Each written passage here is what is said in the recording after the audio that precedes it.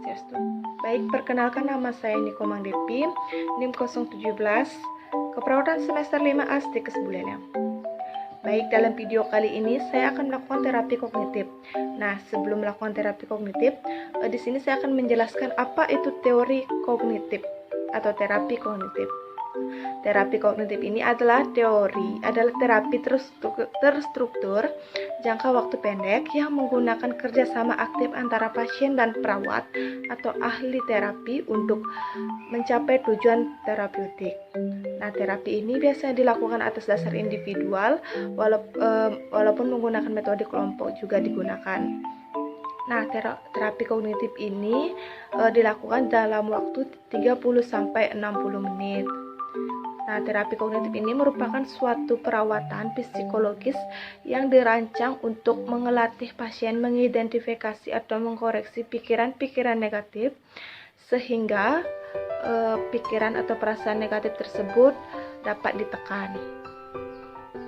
Tujuan dari terapi ini yang pertama itu memperbaiki atau menghentikan atau mengubah proses pikir. Yang kedua itu mengurangi sampai dengan menghilangkan perilaku yang menyimpang atau mengingat perilaku yang produktif dan meningkatkan kepuasan serta penerimaan diri. Nah, ciri-ciri dari perilaku kognitif ini atau terapi kognitif ini adalah suatu bentuk terapi jangka waktu pendek yang teratur yang memberikan dasar berpikir kepada pasien untuk mengerti masalahnya, memiliki kata-kata untuk menyatakan dirinya dan teknik-teknik ini untuk mengatasi keadaan perasaan yang sulit yang dialami pasien. Ciri-ciri umum dari terapi kognitif ini adalah mempunyai batas waktu, struktur, tingkah laku yang lebih agenda dan berorientasi pada masalah. Nah, selanjutnya mari kita melakukan terapi kognitif. Baik, selamat pagi Pak. Selamat pagi. Perkenalkan, saya perawat Depi. Baik, sesuai dengan janji kemarin, janji untuk melakukan terapi ini memerlukan waktu 3-60 menit. Jadi apakah Bapak bersedia? Iya, saya bersedia. Jadi sebelum kita melakukan terapi kognitif ini, saya akan menjelaskan mengenai tujuan terapi kognitif ini. Jadi tujuan terapi kognitif ini untuk mengetahui masalah Bapak apakah layak untuk dipertahankan atau tidak. Jadi apakah Bapak sudah mengerti dengan maksud saya? Iya, sudah. Baik, sebelumnya Bapak sudah bercerita sekilas tentang masalah yang Bapak alami pada pertemuan pertama. Jadi sebelumnya masalah yang Bapak alami saat ini yaitu rasa kesal dan marah. Apakah benar begitu, Bapak? Iya, benar. Benar.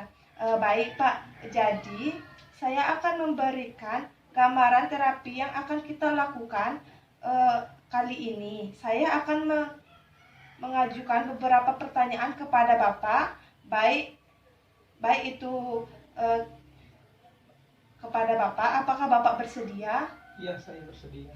Baik, kalau Bapak bersedia, untuk itu kita langsung saja ke terapinya. Jadi, di sini saya akan memberikan beberapa pertanyaan kepada Bapak ya. Ya. Jadi waktu dan dalam keadaan bagaimana Bapak merasakan marah itu muncul? Pada waktu saya ketika mempunyai masalah ekonomi atau masalah keluarga. Terus sikap marah Bapak ini bagaimana? Apakah sikap marah Bapak ini bisa sampai melukai diri Bapak atau bagaimana? Bisakah dijelaskan, Pak? Kalau melukai diri sendiri itu nggak pernah, tapi banting-banting barang itu pernah. Oh, baik begitu, Pak. Jadi setelah Bapak mengeluarkan rasa marah Bapak, apakah ada hal-hal yang menguntungkan Bapak yang Bapak rasakan? Kalau hal yang menguntungkan tidak ada, malah yang merugikan. Nah, yang merugikan. Jadi terus kerugian apa yang Bapak rasakan ketika Bapak melakukan hal-hal tersebut? Kerugiannya yaitu benda-benda yang dihancurkan kadang-kadang.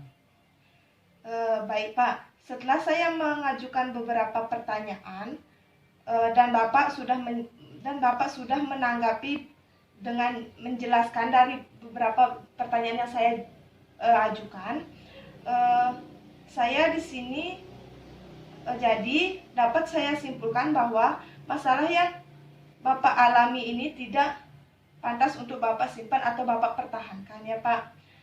Karena ini sangat merugikan diri Bapak sendiri dan juga orang lain. Kenapa saya katakan begitu?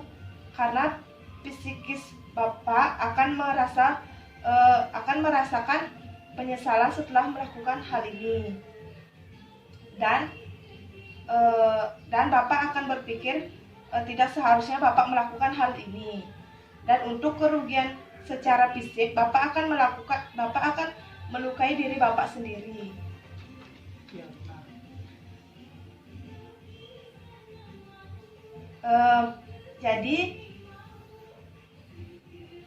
Jadi apakah Bapak berpikir juga seperti itu bahwa ini apakah Bapak berpikir juga seperti itu bahwa ini tidak baik untuk Bapak? Iya, benar seperti itu. Karena ada kerugian juga untuk diri sendiri dan orang lain. Ya Pak, baik. Ya Pak, dapat saya pahami. Memang ini tidak mudah untuk Bapak lakukan ya. Jadi saran saya, jika ada sesuatu yang membuat Bapak marah, yang membuat Bapak kesal, Bapak bisa lakukan, yaitu misalnya menarik nafas beberapa kali supaya Bapak itu dapat merasa tenang. Ya Bu, makasih untuk sarannya. Ya. Baik Pak, saya percaya kalau Bapak bisa melakukan ini dengan kebaikan, bisa melakukan ini juga demi kebaikan Bapak sendiri. Iya Bu, makasih untuk waktunya. Ya, sama-sama Pak. Saya juga berterima kasih banyak kepada Bapak, kepada waktu Bapak. Baik, jadi untuk terapi kali ini saya rasa sudah cukup ya Pak. Bapak sudah memahami terapi yang saya berikan. Baik, untuk waktunya saya ucapkan terima kasih. Saya pamit Pak. Baik, sekian video terapi kognitif dari saya.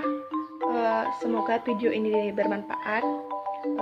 Akhir kata saya tutup dengan para mesanti.